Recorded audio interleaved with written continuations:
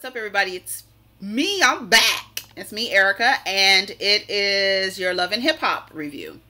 So, I think this is episode 8. We start off with Yandy. She's approved to be a foster parent.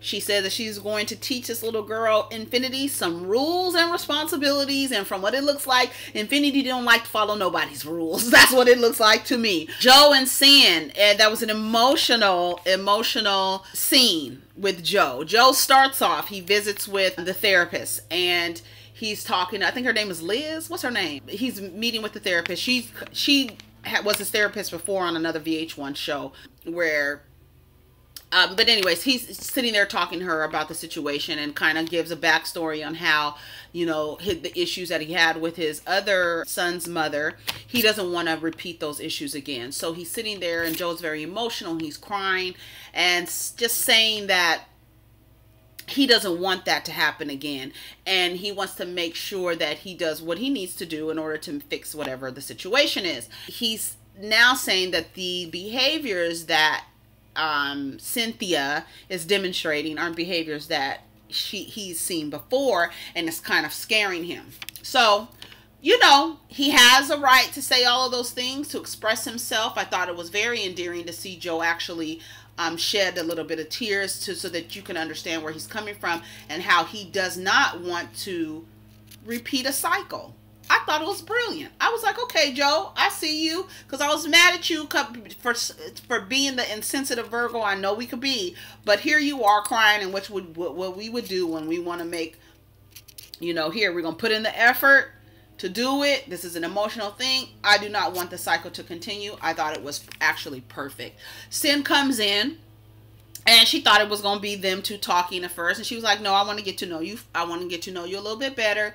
She starts talking, immediately starts crying. And that is how you know that Sin needs somebody to talk to. Because as soon as that lady started talking to her, I know she felt like, now I got somebody to talk to. I'm trying to tell you. The first time I went to therapy, I sat down the exact same thing as Sin and started crying, because you feel like, God, there's somebody that I can talk to. There's somebody that's going to listen to me with no bias and just listen and actually hear what I'm saying, and has been trained to understand where I'm coming from, and if someone's going to give me the tools so that I don't have to be in this position anymore. I felt Sin in that moment, like, girl, I felt it. I was like, I feel bad for her. Then she ends up sharing that at 5 years old she was molested by a woman, and that is the reason why she does not want a nanny. That is the reason why she doesn't trust anybody, because her mom was always working and left her with somebody who molested her. And she said, I think she said she was molested a couple of times, and the lady was like, did something bad happen to you? And she was like, yes, it did. And she shared that. She said she's never shared it. She's never even shared it with her mother.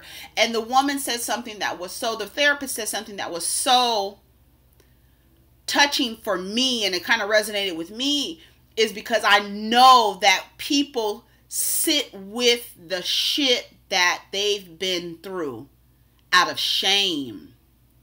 You feel so ashamed to have gone through that, or to have made that choice, or to have experienced that, because like she had to tell her, that was not your fault, right? So you're sitting with shame because you feel like you had something to do with it. And whether you did have something to do with it or not, the fact is that you feel ashamed to actually share it so that you're able to heal. And I think that's the problem that a lot of us have within our community. The secrets, the shame, and then carrying that pain with you throughout your life. And then now having to deal with other human beings without being healed in that department. And then they're wondering, like, why does she act like this? Why doesn't she want a fucking nanny? Why? That's crazy. All of us were like, girl, why don't you fucking want a nanny? Nobody ever thought, like, maybe something happened to her and now she don't trust people.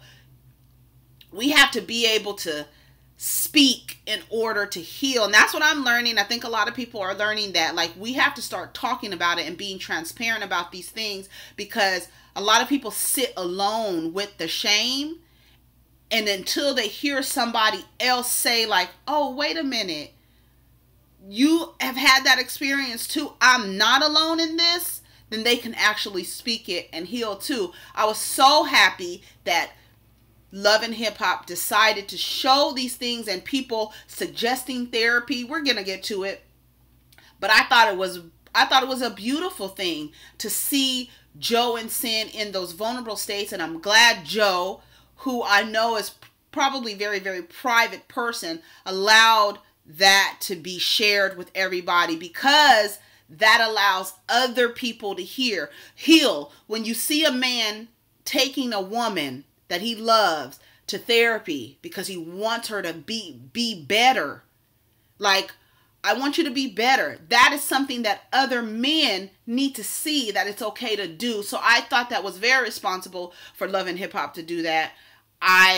That was like really one of the most responsible things, because the thing with the foster kid, I don't think they're handling that responsibly at all, and I'll get to that. Jonathan and Sidney are out at some restaurant, and Jonathan, he was in the interview. I don't know what he was doing, but he left the interview. He was like, all right, honey, Sin, I can't do it. Sin comes in the bar. She explains to him what happened, and nobody's really liking her music. And then she gets up on the bar and starts performing on the bar.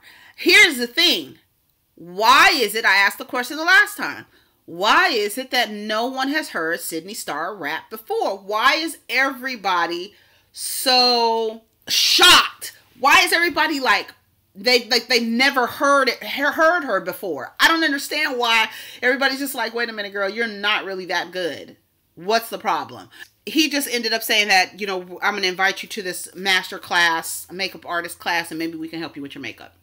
Yandy says Yandy meets with Judy Harris, Mandingo's mom, and they sitting down, and she's saying, you know, I see you have a family. I see on Facebook, not Facebook, Instagram, we have a new addition to the family, and this little girl. And Yandy corrects Judy, which I thought was very weird, and I'm going to bring it all back together. I mean, she don't know if she could trust the girl. You don't know nothing about this girl. You don't know where she's from, or her mom, none of that stuff. So you haven't talked to her mother or anything. That's why I'm like, Yandy, girl, what are you doing? Like, you really dropping the ball. First of all, you have the girl at your house. This is the reason why I think it's fake. Somebody needs to do a story on them. Because how did you not... Okay, she come out of the foster home. You pick her up, bring her to your house. You don't know that it's against the law to have a child who belongs to the state in your home without the proper paperwork.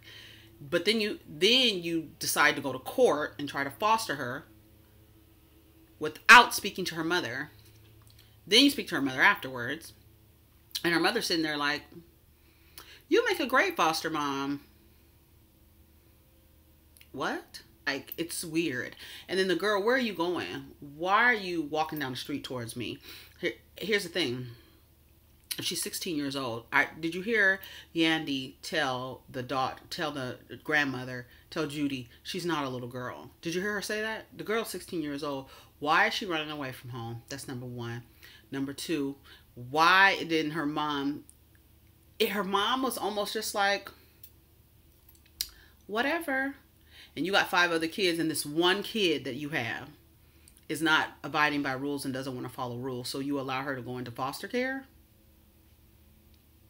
Okay, that might happen. But then who is releasing this child to be on television and just going into court and changing foster parents just like that? Like, Sean Bradley needs to talk about this and see if it's that easy to just fast and quick like that to do things. Because I'm like, how is this all happening like this? And then now the court says that she can stay at your house. Then she runs away. She finds out you finally talked to her mother, and she runs away. Where are you? And why does your hair look like that? Where have you been? Like, what is going on? And I feel like, why is it? I think when Yandy says she's not a little girl, she's 16 years old, and she keeps running away. Is anybody asking her where she's going? Because at the same time, this, you know, with the R. Kelly situation, they're blaming things on the parents. And as you can see here, this little girl keeps running away. She doesn't want to follow the rules. So what do we do? And are we sure this girl is not in any kind of sex trafficking? Because I have seen documentaries and seen stories of little girls in sex trafficking who still continue to go to school every day. They're just hooked up with some old ass man. They disappear, run away, and nobody knows where they are.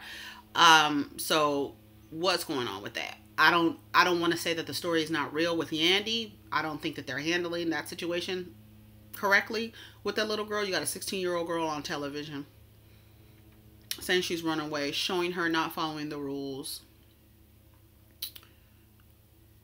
What's going on? I hope Yandy is not using this as a storyline. I mean, seems to be the only thing that she has going on.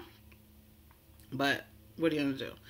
Rich Dollars, he is with his ex, his daughter's mom, who has shot her ex-husband, who seems to be that they were in an abusive relationship. And she's on some, oh, God will fix it ass shit. I'm going to pray about it. Which kind of absolves her from taking responsibility. And that's the problem that a lot of people have with religion, is that you say, I'm going to put it in God's hands. That absolves you of taking any kind of accountability or action to resolve the issue. And then when it doesn't go your way, the devil did it. Rich keeps referring to his 19-year-old daughter as a kid. She's a kid. Her grandmother says she's a kid. You need to be her father right now. You need to be her rock. And you need to go get your daughter and make sure she's okay. She shouldn't be involved in any kind of shit like that. She's 19 and they refer to her as a kid. In the previous scene, Yandy told Judy Harris that 16-year-old was not a little girl. Okay? Yandy goes and visits Infinity's mom, and Infinity's mother says that she has not been in foster care since she was a baby. She's just been put in foster care within the last year. So what would you do if that was you? If you found out that the foster kid was lying, what would you do? Because I'm trying to figure out, if you tell me to pick you up from your foster home, you've told me that you've been in and out of foster care. We understand that kids lie to kind of protect, people lie to make situations better for themselves. They lie out of fear. They lie to manipulate situations for themselves. And kids learn this starting at 3 years old. So it's not something that's, you know, weird or anything like that. It's just human development. But here's the thing. How do you trust this child? She's 16. She's in your home. You don't know. See, like, Judy has reasonable concerns. I don't see anything wrong with her concerns. You have this girl that you haven't even spoken to her mother yet around these my grandkids, these other children. We want to make sure that Infinity is safe as a 16-year-old girl but she's not, like, her family is not involved.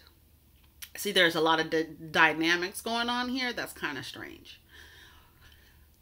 So what would y'all do? I don't know what I would do. I have to think about it a little harder, because I'm thinking, like, you want the kid to be okay, but now you can't trust this child. She's lied to you. And then she's acting out because you are asking questions. So she doesn't want you to know the truth. So what would you do? Thinking about it now as I'm talking about it and processing it, I don't think I would be able to take her, because you broke the trust. Like, you should just, that is more than just a lie. You know what I mean? Just like, it's a lie to manipulate the situation to make it better for you. It's not lying like, I'm scared. It's, you're lying to me so that you can be in my home. And then you jump up and leave and get out of the car when I'm actually asking questions. What is it that you do not want me to know? Let's talk about it. And I don't know why Yandy feels like she can take a child out of a foster home, which sounded like it was her grandmother's house, and then she's in foster care because she don't want to follow her grandmother's rules. Doesn't want to follow her mother's rules. Went to her grandmother's. Don't want to follow grandmother's rules. So now she is in the state system. Like, that's what she's being subjected to, because she does not want to follow any kind of rules or structures. And she feels because she does well in school that she's allowed. I have a problem with that. I have a problem with that. I don't think you'd be able to stay here, sweetie. I could still support you in the mentorship program, but you have lied and continue to lie. And then you get mad when I'm finding out the truth. We're going to get you in therapy and then we're going to provide you with some structure. I don't know if you need to be put in a karate class or something, but you need some structure. Because you cannot think just because you do well in school that you can be out here 16 years old running away from home whenever you don't want to follow a rule. It's not happening. We're not doing that. Jonathan has his class, his makeup artist class. Sidney comes in on Team Too Much and just doing the most and just doing the most. I don't understand why she's sabotaging her friendship with Nia Lee. And she starts jumping at Nia Lee, like doing that, like, and she's like, girl, I'm trying to be a changed person. I want to know, why does Sidney keep sabotaging her relationships or friendships? What is this defense mechanism that kicks in with people who are trying to help? I do not think that, I understand where Sidney is coming from in terms of saying, you know, I felt uncomfortable because the woman is telling me something about my wardrobe. I get it, but at the same time, Naya's intentions were not shady. She wasn't trying to shade you with your fashions. She's trying to help you, right? She's trying to tell you, here, you want to be a star. Let's switch it up a little bit. Let's switch it up, because you can be, you know, with the slits down the side of your dress and taking the dress and altering it. You can be all of that. It's a whole package that needs to happen. If you feel like you want to be a star, I don't think you can ever look at any magazine or book and see that somebody who is a star, when they just started out, they do not look the exact same. They don't look the same. You can see as their career progressed and excelled, their look changed as well. And they kept changing and changing, because now you have new information. You have more access to things. You don't have to change for your personality, but it's about appropriateness. And that's what it is. Sidney is what, as Margaret would say on Real Housewives of New Jersey, socially inappropriate. It's like the things that you do, you know goddamn well you shouldn't be starting no shit with this girl who was trying to help you. And then furthermore, Nia Lee with that rainbow color thing, she called her Skittles. She was right. That shit was ugly as hell. So it's like, really, like, you know, I'm trying to take advice from you, and your fashions aren't that popping anyway. We both quietly, we both need stylists. But yeah, that, I mean, I don't understand why Sidney keeps sabotaging her friendships with these people. Y'all playing with these girls' life on reality TV. She's a foster child. Who signed the release for her to be on the show? Frankly, Judy has a right to be concerned. Who is this child? What is her background? What issues has she had to deal with? I don't blame her. Judy is probably like Yandy. Don't be compromising my grandkids for goddamn television. And they show Papoose and, what is it? Is it Papoose? Oh, Infinity. Infinity sees Yandy. She's walking down the street. There's like all of this mayhem, and Yandy doesn't want the cameras around, but just back up a little bit, trying to find the girl, because the girl found out that Yandy talked to the mom and jumped out of the car. Out of control. But y'all want to blame the parents for these girls going to see R. Kelly. Like, you can't blame, you could see a demonstration of behavior right here. This is a teenage girl who is doing well in school and at the same time has some behavioral issues, some issues with authority, and some issues believing that she does not have to follow any kind of structure. That needs to be nipped in the bud, because although you can be book smart, your behavior is going to put your smart ass in some trouble. So you need to get that together, Infinity. And I hope they're really working with her. I just don't think that this is a right environment for that girl to be healing. Whatever it is that she's going, I don't think that this is the right show. Maybe Yandy could try to do another show with her foster, with this foster child and see what's going on. But in this, I don't know. What happened after that? So Joe and Sin go and meet Remy and Papoose. Papoose wants to marry everybody off. I don't know why they want them to get married, but this idea that a contract or vows change somebody's behavior is an absolute fallacy from the sixth corner of hell. Nobody's behavior changed just because you get married. Actually, it's after you get the marriage contract signed and everything is signed, it's harder to get away from the nigga if you don't want to deal with the shit anymore. He believes that the behaviors will change if they got married. That's a lie. Nobody changes when they get married. All you do is get more of the same on 10. Nothing changes. And we're not going to pretend like and set people up for that. Like, I don't know why they're doing that. Anyway, so I said, where is she coming from walking down the street? And y'all want to blame parents for the shit that happens to a child after a child has lied and ran off and you don't know where they are. I said, these girls be in sex trafficking rings and still go to school and everything. Where are you coming from walking down the street, my love? What's going on? Where were you and who were you with? Because Yandy, how were you awarded to foster this child and you don't have nobody's phone number? Nobody. That shit is crazy to me. It don't make sense. It doesn't make sense. I said, I am glad that they are talking about therapy a lot. At least do something responsible and show the community that therapy is okay. And Rich and Joe displaying emotions and actually shedding tears. And remember I said about Rich growing up? I said, I feel like some level of maturity, something has changed in him with how he's handling his image now. I see a whole change in him. And maybe it is because his daughter is 19 years old and she's now able to see, like, you out here treating women like this? Like, it's hard for a girl to see to sit and watch her father treat other women like shit. It's really difficult. It's because it's like, as soon as you become a woman, is he gonna treat me like shit? Is he gonna put me in the same box with other women like that he treats like this? Like, what? And these women don't nothing be wrong with them. They just are creeps and assholes. Like, are you gonna do this to me when I become like? It's hard, and I don't know if Rich's daughter is like. I'm projecting a little bit. So if Rich's daughter is going to be affected, but it's not just her mother's behavior is shooting this man and having to take this man to the hospital. Your mother's abuser.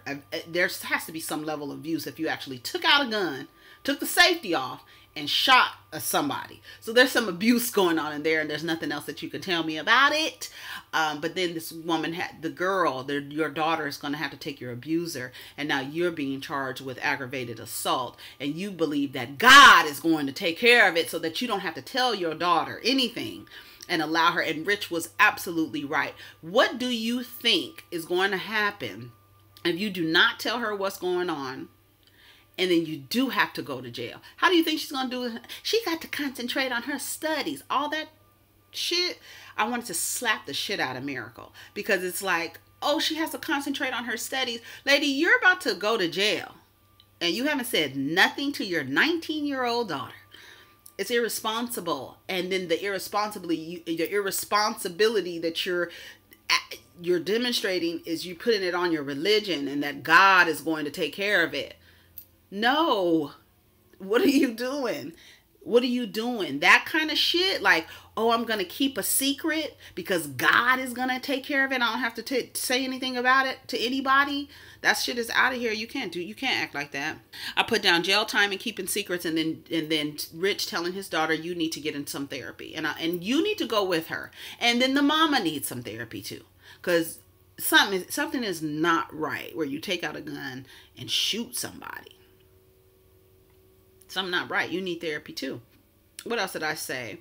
I said, what Miracle displayed was a religious person's excuse not to accept reality and look for divine intervention and let God handle it. And when everything doesn't work out, the devil did it. I want to shake her shoulders that religion fosters keeping secrets. 2, the religion fosters you to keep a secret, right? Because you don't want to go against God. Right? That's how these little boys continue to get molested within the Catholic Church, because they don't want to go against God. This is God.